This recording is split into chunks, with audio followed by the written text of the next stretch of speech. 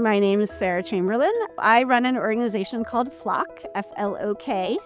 It's not an acronym. It was the new name or the transformation of National PKU News, which was the first national support organization for individuals with PKU, founded in 1989. And we decided that we were going to transform the organization from a support organization to a support and research organization.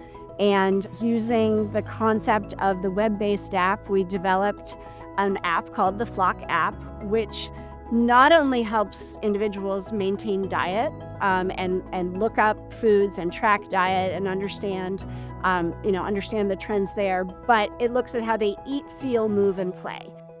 So I have a daughter who has PKU. She was diagnosed through newborn screening, and so we found out on her 5th day of life that she had this genetic disorder.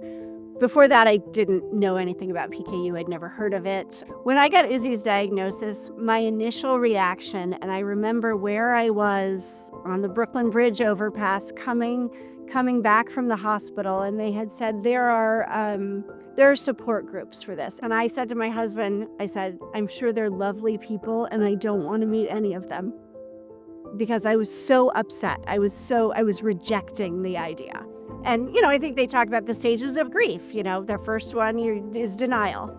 And there was no denying this.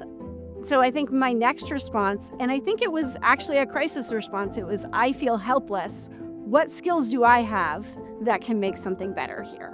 And it's a weird combination. I had a weird combination of skills. I'm running this nonprofit organization. I did graduate work in nonprofit management. I'd done a ton of political advocacy, and then I had this technical background. And so I was sitting there with this tiny child whose brain health was dependent on my husband and I understanding this medical, situation that we had no experience with. And I couldn't help on that, and I had to rely on the dietitians to inform me. But I did have some skills that I thought could make life a little easier for us. But I quickly understood that there were so many people like me out there who could benefit from something that I just see it as this is how I sort of turned my anxiety and my crisis reaction into something positive, because I didn't know what else I was going to do with it. It might have crushed me. But that was the way to turn what was a pretty, traumatic diagnosis and recognition of this world we didn't understand even existed, and that was now going to be very central to us, into something that could help us and could help us cope with that shock. When I think about being a caregiver to someone with PKU, I'm not sure that I ever think about it in those terms. I have friends who say, oh, you wouldn't believe what Sarah and Adam have to do to, maintain Izzy's diet.